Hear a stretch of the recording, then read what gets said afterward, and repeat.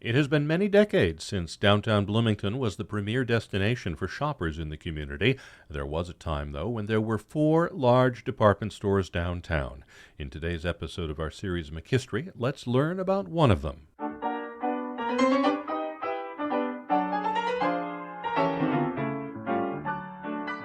The My Store has become a household word, not alone in Bloomington, but throughout central Illinois.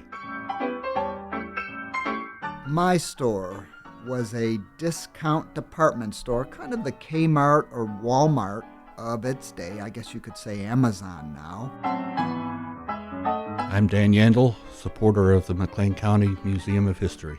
I am Bill Kemp, librarian, McLean County Museum of History. This model establishment is not of mushroom growth, but has increased steadily and surely as the people learned of the many advantages secured by trading there. It was billed back in the day as the laboring men's favorite trading place, so its sales and its marketing was geared toward working class folk in Bloomington.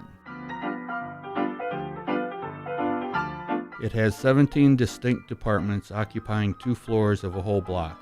Each department is well equipped and is presided over by efficient and courteous assistants. It was open for business at the south end of downtown Bloomington from the early 1890s until it closed in 1931.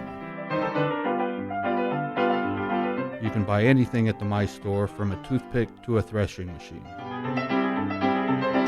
It really speaks to the important role German Jews played in shaping Bloomington's thriving retail scene during the latter half of the 19th and the first half of the 20th century. They give steady and profitable employment to a small army of clerks, salesmen, sales ladies, and heads of departments. German Jewish names like Griesheim, Stern, Livingston, Heldman all shaped downtown retail. And in the case of My Store, you have 3 German Jewish families, Bachrach, Schwarzman, and Mandel.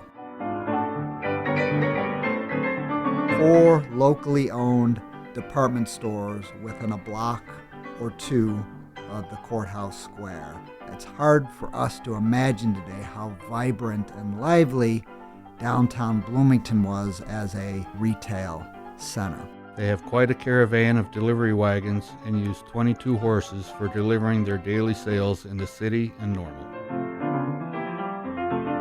Oscar Mandel, born in Germany, or a German state, there was no Germany at the time, in 1855, and he's sent to Chicago as a teenager to work for his uncles at Mandel Brothers. Mandel Brothers at one time was one of the largest department stores in Chicago.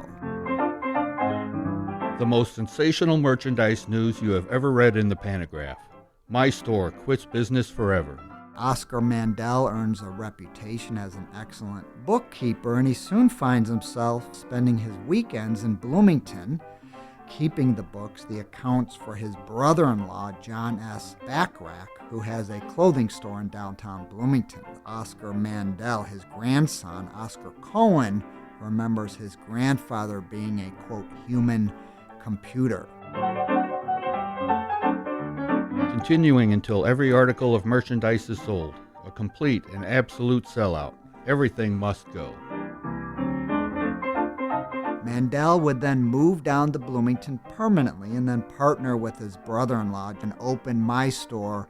And by the end of that decade, by the end of the 1890s, the Panagraph is calling My Store one of the leading department stores in all Illinois outside of the city of Chicago. A square deal event. No outside sales concern has charge of this sale. You are going to do business with the same conscientious people that have always operated My Store. Eventually, another brother-in-law will come into the business, Albert Schwartzman. And in 1912, then, Oscar Mandel and Schwartzman will embark on a really ambitious expansion plan. They will erect a 5-story, what was called a trade palace at the exact location of their current two-story store.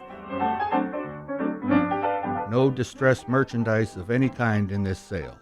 All sales cash except furniture and rug departments. My store, when it opened in 1913, featured a state-of-the-art electric cable package system, which was running along the ceilings, connecting every floor and department.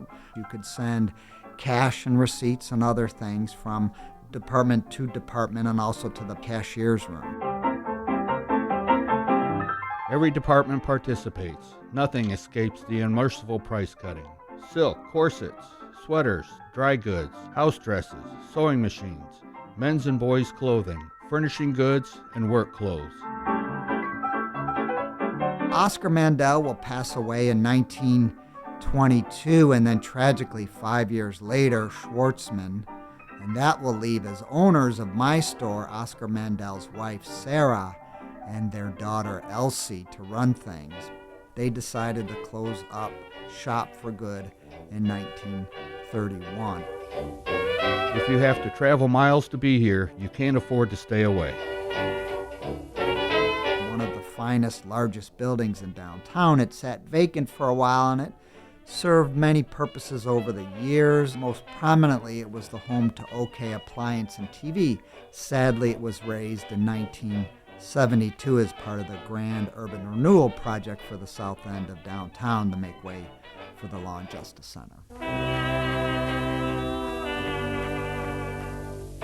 Make History is a co-production of WGLT and the McLean County Museum of History.